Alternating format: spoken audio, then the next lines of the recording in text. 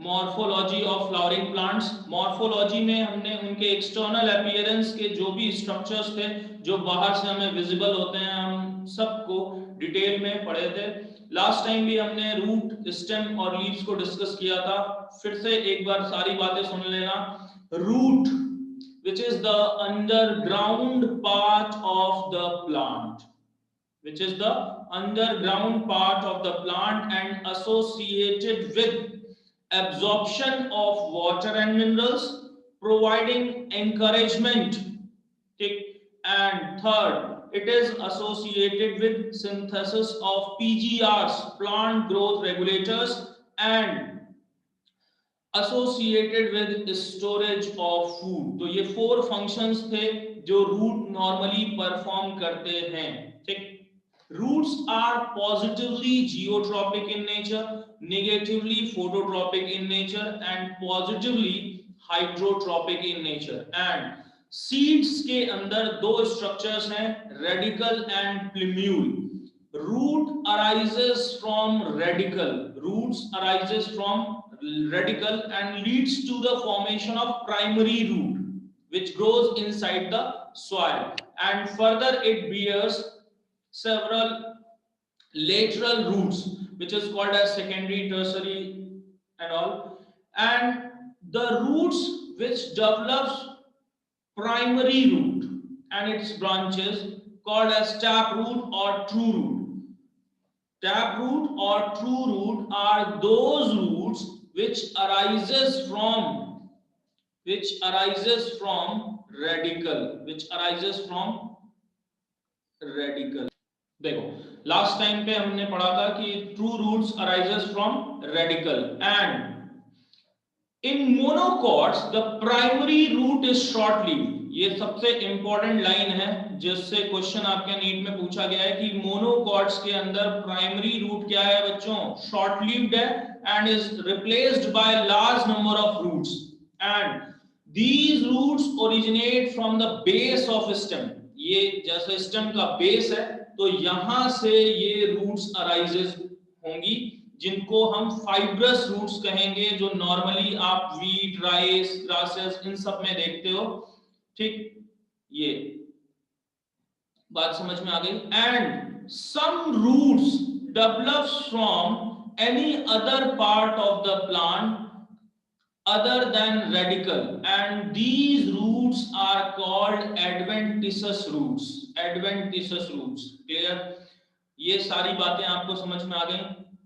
अब देखो, नेक्स्ट जो इंपॉर्टेंट क्वेश्चन बनता है नीट में वो याद रखना, रीजंस ऑफ रूट से बनता है। ये है वो डायग्राम। सबसे पहले ये देखो कि आप देख रहे हो ये रूट कैप है जो थिम्बल लाइक स्ट्रक्चर है, and above the root cap there is meristematic zone.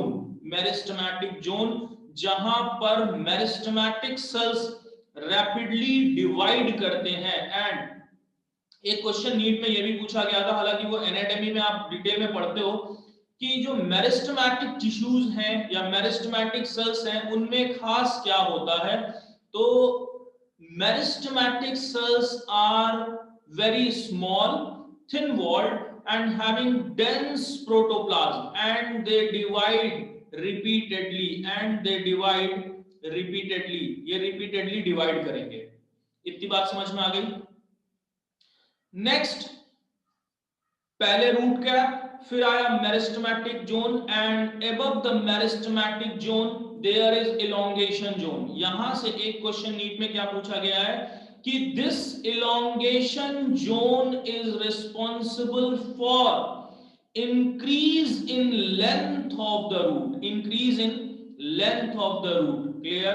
And above the elongation zone there is region of maturation or maturation zone from where root hairs arises, and root hairs कैसी होंगी बेटा, thread like structures हैं, और ये root hairs basically increase करते हैं surface area को ताकि वो better absorption of water and minerals from the soil कर सकें। Clear?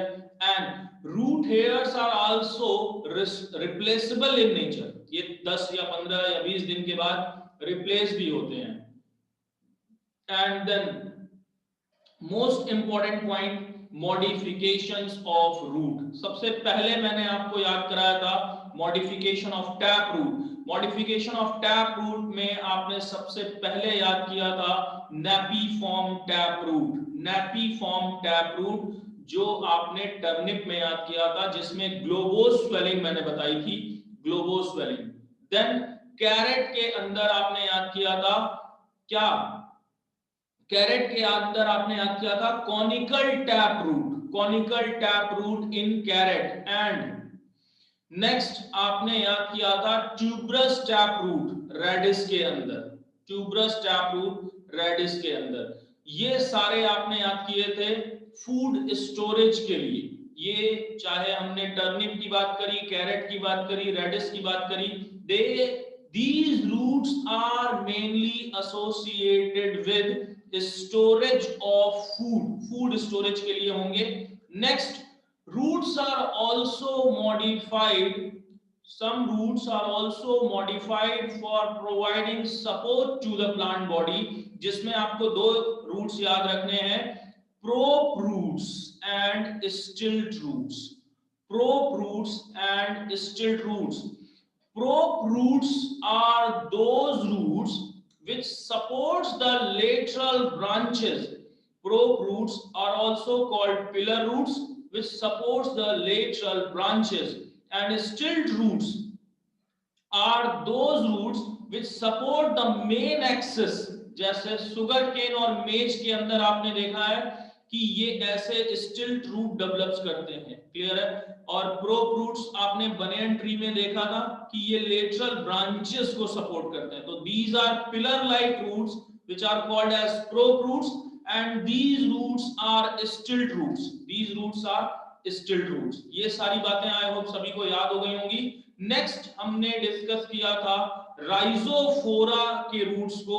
Rhizophora which mainly grows in swampy areas, जो दलदली जमीन होती है जहां से ऑक्सीजन इनटेक करना मुश्किल होता है. तो यहां पर ये रूट्स नेगेटिवली जियोट्रॉपिक होते हैं. जैसे नॉर्मली हम रूट्स को डिफाइन करते हैं कि these are positively geotropic, but here these roots are negatively geotropic. वो जमीन से नीचे से ऊपर की तरफ जाते हैं. And such roots are called as nematophores. In roots को बच्चों हम क्या कहते हैं, nematophores, which are associated with respiration.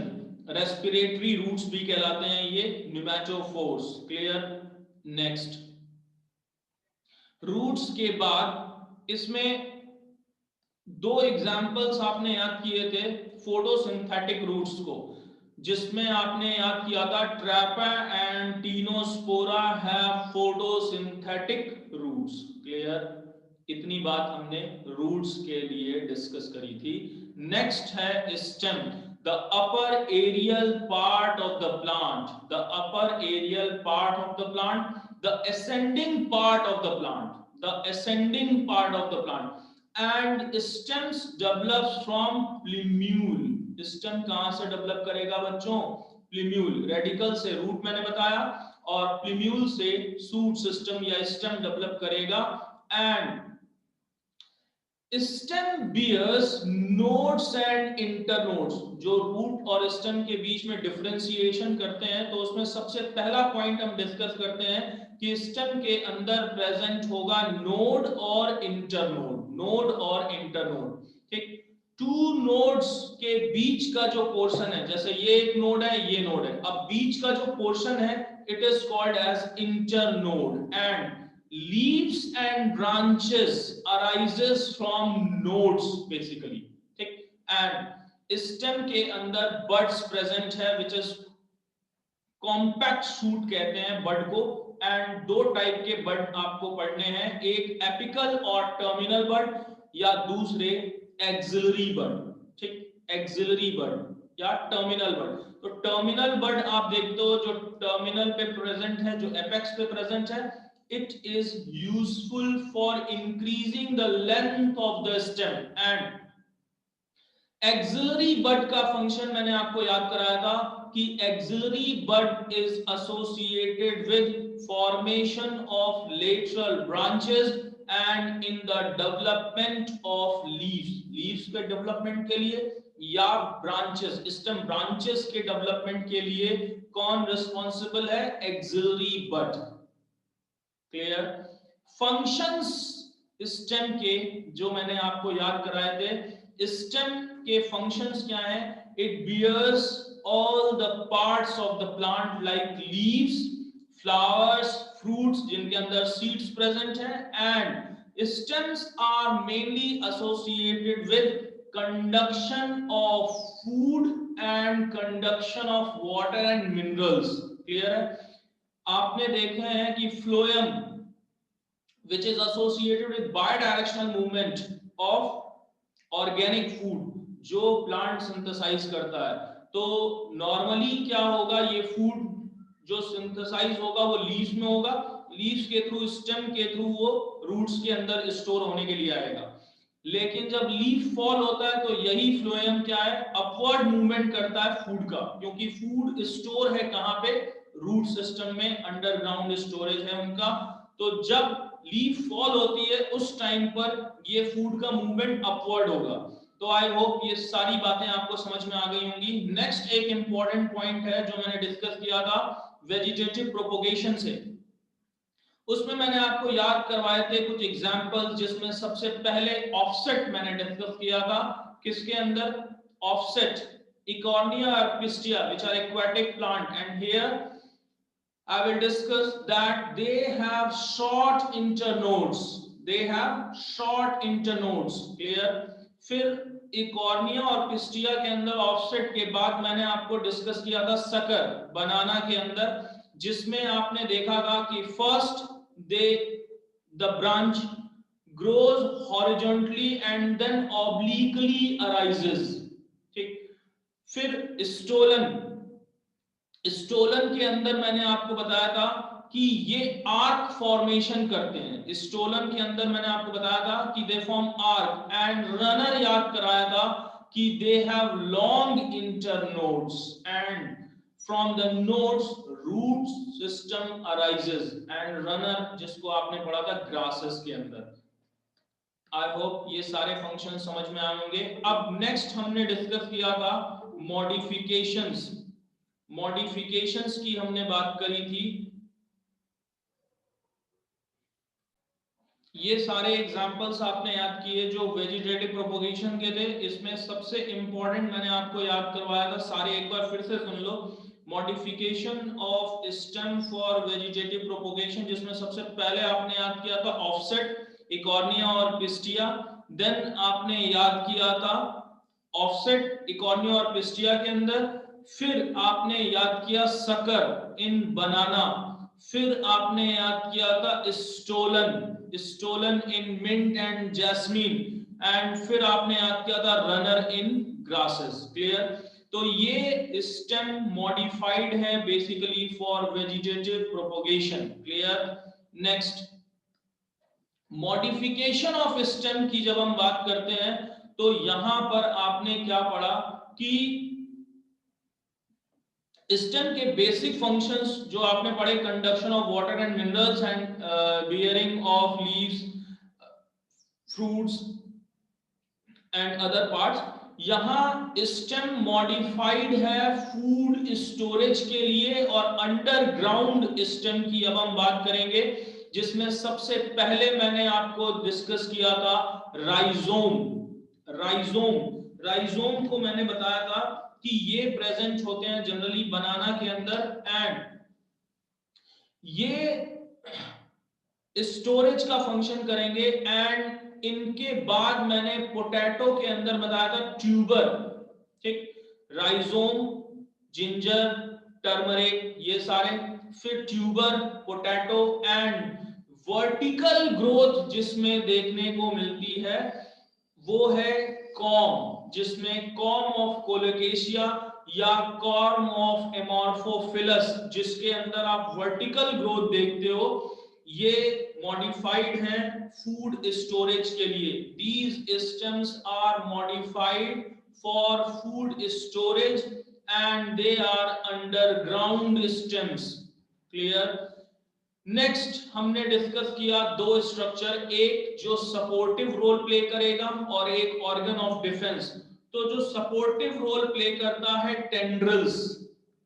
अब याद रखना, एक क्वेश्चन नीट में पूछा गया है कि this stem tendrils are modified axillary buds, ठीक, which form spiral coiling and help in climbing, या ऊपर चढ़ने में हेल्प करते हैं, जैसे कुकुम्बर के अंदर, पम्पकिंस के अंदर, वाटरमेलन के अंदर, ग्रेप वाइन्स के अंदर। ये सब मॉडिफाइड स्टेम है और इनमें जो स्पाइरल क्वाइलिंग है ये हेल्प करता है क्लाइंबिंग में। And stems are also modified in thorns, ठीक, थॉर्न्स ये मेनली कहां रिपोर्ट किए जाते हैं, सिट्रस फ्रूट जैसे नींबू, संतरा, इन सब में। एंड बोगेनविलिया के अंदर ये थॉर्न्स डेवलप होते हैं which helps the plant in preventing from browsing animals या grazing animals से इनको प्रोटेक्ट करते हैं। And thorns are basically woody straight and pointed structures, कांटे जो जिनको कहते हैं। तो कांटे लीव्स भी डेवलप करते हैं और स्टेम भी डेवलप करते हैं। तो मेनली स्टेम के जो थॉर्न्स हैं ये मॉडिफाइड क्या होते हैं, जो एक्सिलरी बड है यही मॉडिफाइड होता है इनमें, थॉर्न्स में। क्लियर। ये सारी बातें क्लियर हो गई होंगी। नेक्स्ट जब हम डिस्कस करते हैं यहां पर, some stems are modified for photosynthesis। जो डेजर्ट्स के प्लांट होते हैं, एरिड रीजन्स के, वहां स्टेम्स हैं flat in nature and they are mainly green in colour and modified for photosynthesis. और इन स्ट्रक्चर को बच्चों हम कहते हैं फिल्लोक्लेट,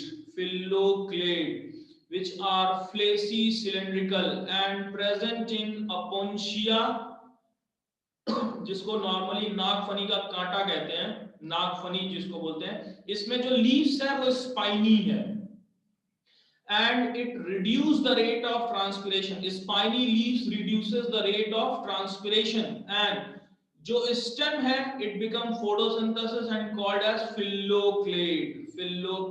Clear।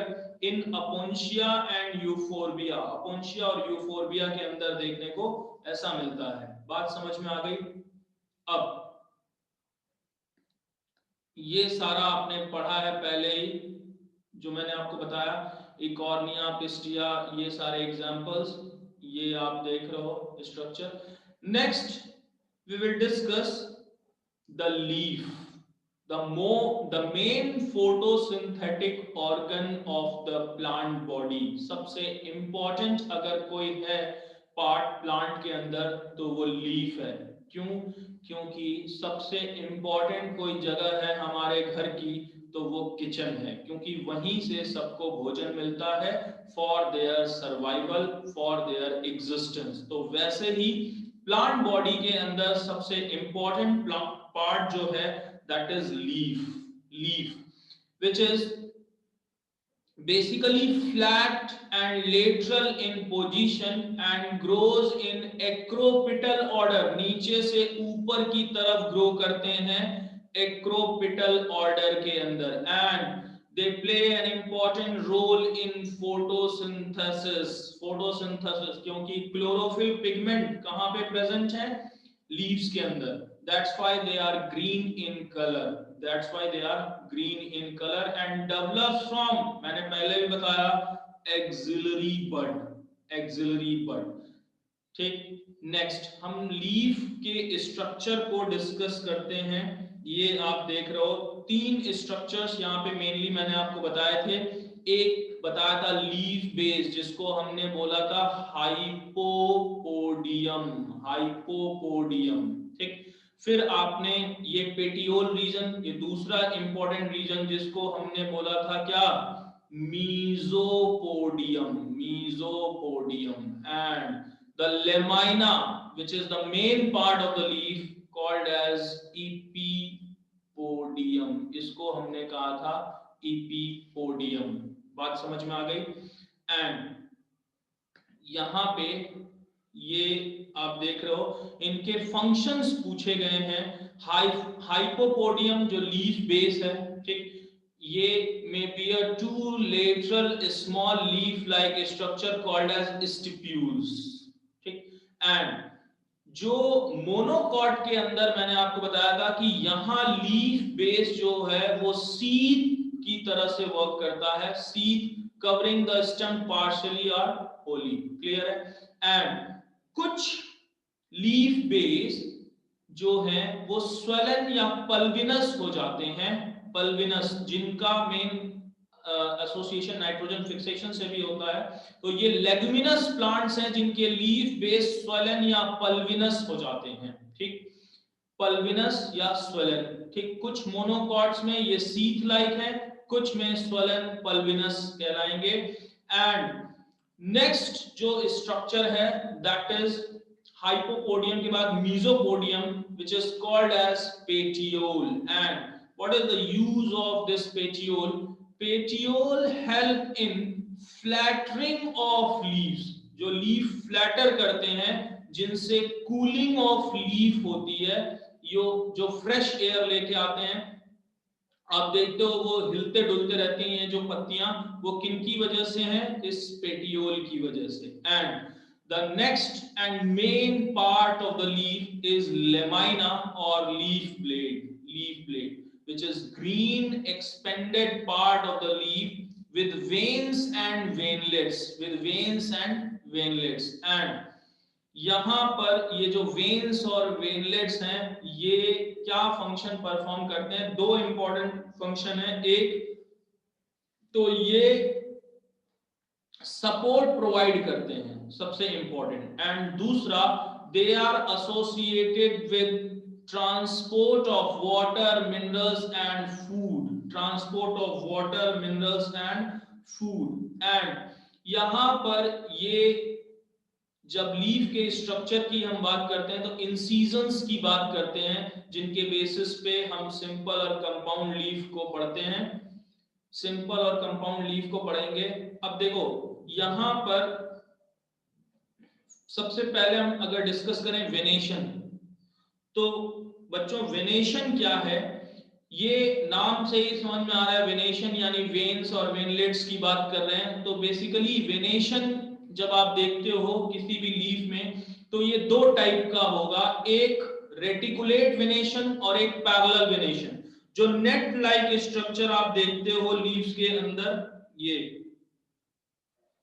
ये वाला, ये जो नेटवर्क आपको दिख रहा है ये रेटिकुलेट वेनेशन है, जो रिपोर्टेड होता है डाइकॉट्स के अंदर, ठीक।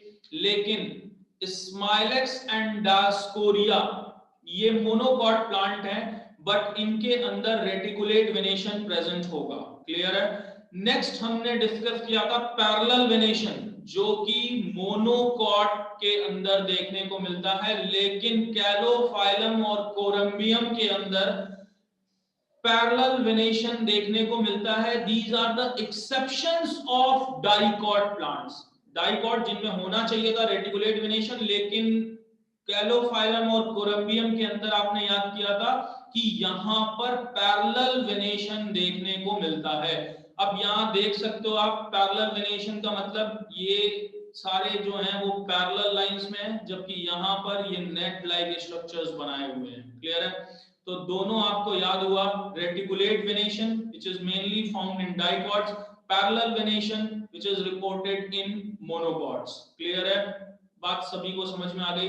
एंड ये कैरेक्टरिस्टिक फीचर मानते हैं डाइकॉट और मोनोकॉट प्लांट्स का, लीव्स को देख करके हम ये आइडेंटिफाई कर लेते हैं कि ये लीफ मोनोकॉट लीफ है या डाइकॉट लीफ है। If it is monocot leaf then parallel venation is found and if the leaf is dicot then reticulate venation को हम देखेंगे, नेट लाइक स्ट्रक्चर्स वहां पर हमें देखने को मिलेगा। तो आई होप ये सारी बातें आपको याद हुई। नेक्स्ट हम टाइप्स ऑफ लीफ पढ़ते हैं, जिसमें आप सिंपल और कंपाउंड लीफ को पढ़ते हो। यहाँ पे जैसे लीव्स के अंदर ये इंसीजंस प्रेजेंट हैं, but these incisions do not touch the midrib, तो भी हम इनको क्या कहेंगे, simple leaf. But in those leaves where there is a proper incisions, तो उन लीव्स को हम क्या कहेंगे, कंपाउंड, जिसमें बहुत सारे लीफलेट्स डेवलप हो जाते हैं, उन लीव्स को हम कंपाउंड लीफ कहते हैं, जिनमें बहुत सारे लीफलेट्स डेवलप हो जाते हैं। बात समझ में आ गई? अब देखो कंपाउंड लीव्स दो टाइप की मैंने आपको बताई थी लास्ट लेक्चर में भी, pinnately compound leaf and palmately compound leaves. इनसे क्वेश्चन बच्चों पूछा जाता है। पिन्नेटली कंपाउंड लीव्स के अंदर इंपॉर्टेंट क्या है कि the leaflets are present on a common axis.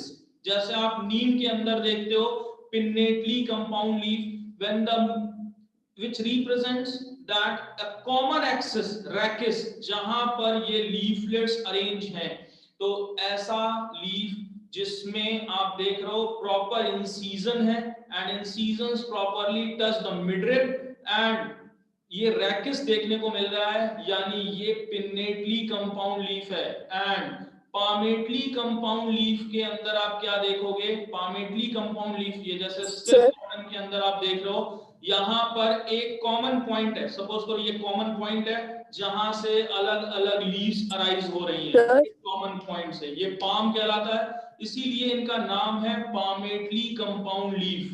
Palmately compound leaf जो देखा जाएगा सिल्क कॉटन के अंदर, ये एग्जांपल याद रखना, पिन्नेटली से नीम याद रखना एंड पामेटली से सिल्क कॉटन, जहां पर ये लीफलेट्स एक कॉमन पॉइंट पे टिप ऑफ पेटियोल पे है, तो इनको हम क्या कहेंगे, पामेटली कंपाउंड लीफ।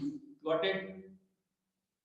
ये सारी बातें नेक्स्ट हमने डिस्कस किया था इसमें phyllotaxy. Phyllotaxy which is the arrangement of leaves on a stem or branch. Phyllotaxy, किस पैटर्न में ये लीव्स अरेंज्ड हैं, इनको हम फिलोटैक्सी कहते हैं। आपको जो फिलोटैक्सी मैंने बताई थी वो तीन बताई थी, याद रखना। एक जो अल्टरनेट फिलोटैक्सी है, जिसमें मैंने आपको याद कराया था MSC, यानी mustard, sunflower and China rose. Mustard, sunflower and China rose के अंदर आपने क्या देखा है, अल्टरनेट फिलोटैक्सी, एक यहां से फिर एक यहां से फिर यहां से फिर यहां से, तो अल्टरनेट फिलोटैक्सी, जैसे ये है ना, एक लीव्स यहाँ पे फिर दूसरी यहाँ पे फिर तीसरी यहाँ पे, ऐसे अल्टरनेट। और ये डेवलपमेंट किस मैनर में होगा बच्चों, एक्रोपिटल मैनर में डेवलपमेंट होगा हमेशा। देन अपोजिट फिलोटैक्सी की हमने बात करी थी, जहां पर क्वेश्चन नीट में पूछा गया है कि a pair of leaf arises at each node and lie opposite to each other, ये देखने को मिलता है।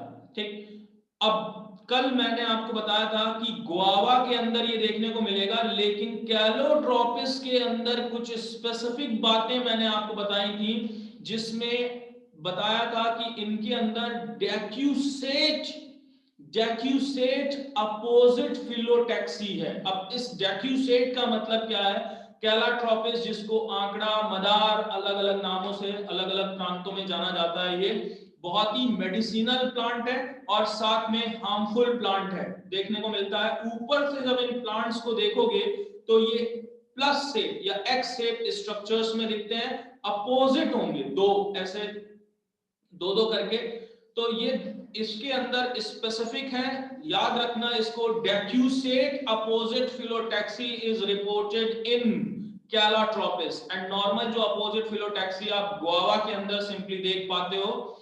And then whorled phyllotaxy, Alstonia, Alstonia या नीरियम के अंदर देखने को मिलता है, जहां पर more than two leaves arises at a node, more than 2 leaves arises at a node, इसलिए इनको कहा जाता है वर्ल्ड फिलोटैक्सी।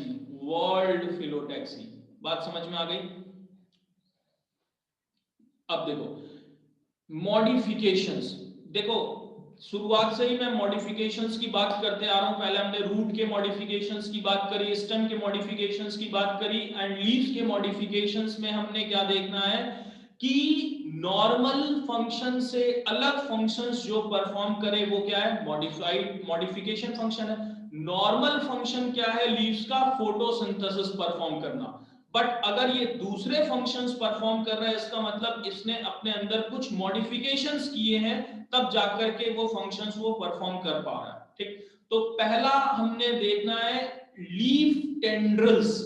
ठीक, लीफ टेंड्रल्स का फंक्शन होगा कि जैसे स्टेम टेंड्रल्स हैं वैसे ही लीफ टेंड्रल्स प्रेजेंट होंगे जो क्लाइंबिंग में हेल्प करेंगे, जैसा पी के अंदर देखने को मिलता है। पी प्लांट, मटर, जिसमें लीफ टेंड्रल्स मॉडिफाइड है सपोर्टिव या क्लाइंबिंग के लिए। नेक्स्ट कैक्टस, जिसको अभी मैंने आपको डिस्कस किया था, कैक्टस या पोंशिया के अंदर leaves are modified into spines. It means they are not going to perform photosynthesis, they are mainly associated with providing protection and reducing the rate of transpiration, providing protection and reducing the rate of transpiration। ये transpiration के rate को कम करते हैं, क्योंकि ये जो plant हैं desserts में पाए जाते हैं, जहां आप जानते हो पहले से ही कि वाटर स्कैर्सिटी है, पानी की कमी है। तो अगर वहां पर बड़े चौड़े लीव्स होंगे तो सारा वाटर क्या हो जाएगा, लॉस हो जाएगा और वो प्लांट सरवाइव नहीं कर पाएगा। इसलिए भगवान ने उनको स्पाइन्स दिए ताकि वो अपने वाटर को स्टोर कर सकें एंड ट्रांसपिरेशन को मिनिमाइज कर सकें या खत्म कर सकें, ताकि वाटर लॉस ना हो पाए उनका। बात समझ में आ गई? तो हमने लीफ टेंडल्स याद किया, इसमें लीफ स्पाइन्स याद करी कैक्टस के अंदर, and some leaves are mainly storage, some leaves perform storage functions, जैसे आप अनियन और गार्लिक के अंदर देखते हो कि ये फूड स्टोर करते हैं। बात समझ में आ गई? Onion and garlic mainly associated with storage of.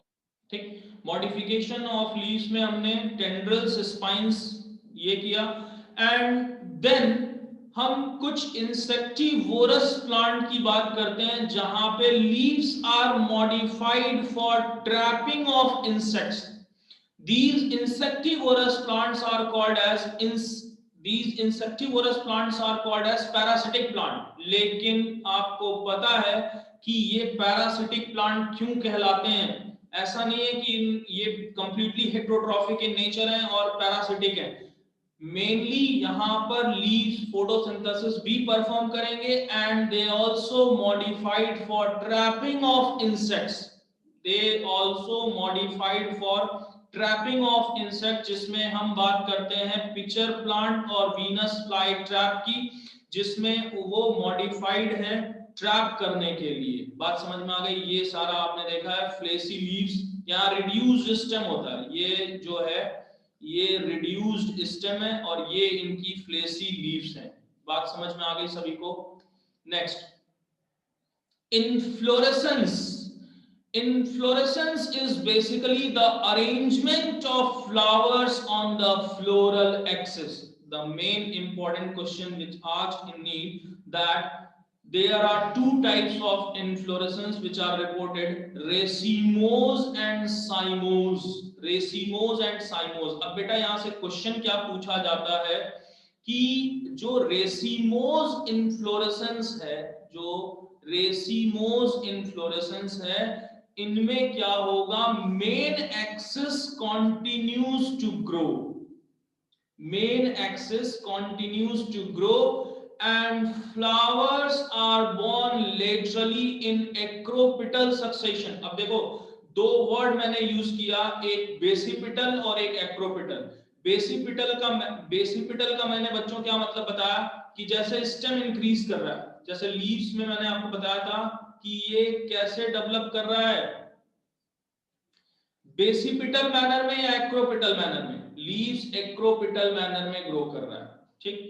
लेकिन यहां इन्फ्लोरेसेंस की जब हम बात करेंगे तो दो इन्फ्लोरेसेंस हैं, एक रेसिमोज और एक साइमोज।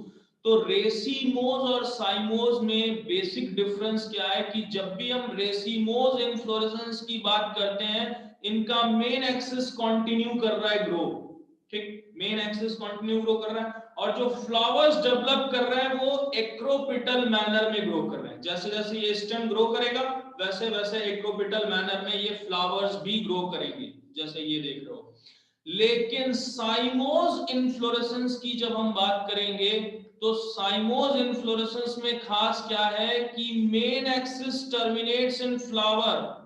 अब देखो ये मेन एक्सिस थी, अब यहीं पे फ्लावर आ गया, तो इसका मतलब अब ऊपर तो ये ग्रो करेंगे नहीं, अब इनमें जो फ्लावर होंगे वो नीचे से बेसिपिटल मैनर में ग्रो करेंगे।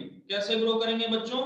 बेसिपिटल मैनर में, क्योंकि यहां टर्मिनल एंड पे तो फ्लावर ऑलरेडी प्रेजेंट हो गया, तो जो दूसरे फ्लावर्स डेवलप करेंगे वो नीचे की तरफ ग्रो करेंगे, नीचे की तरफ बेसिपिटल मैनर में। तो नीट में क्वेश्चन भी यही पूछा जाता है कि what is the basic difference between racemose and cymose, तो वहां पर या मैच द फॉलोइंग में आएगा कि साइमोज टाइप ऑफ इन्फ्लोरेसेंस के अंदर बेसिपिटल मैनर में डेवलप करेगा फ्लावर, जबकि रेसिमोज इन्फ्लोरेसेंस में ये जो डेवलपमेंट है वो कैसा होगा, वो होगा एक्रोपिटल मैनर में, या इनको हम एक्रोपिटल सक्सेशन कहेंगे in racemose type of inflorescence. And दूसरा जो ये साइमोज इन्फ्लोरेसेंस के अंदर जो ग्रोथ पैटर्न होगा इनका फ्लावर का, वो बेसिपिटल ऑर्डर या बेसिपिटल मैनर के अंदर होगा। आई होप यहां तक आपने रूट, स्टेम एंड लीव्स पूरी तरह से आपको याद हो गया होगा।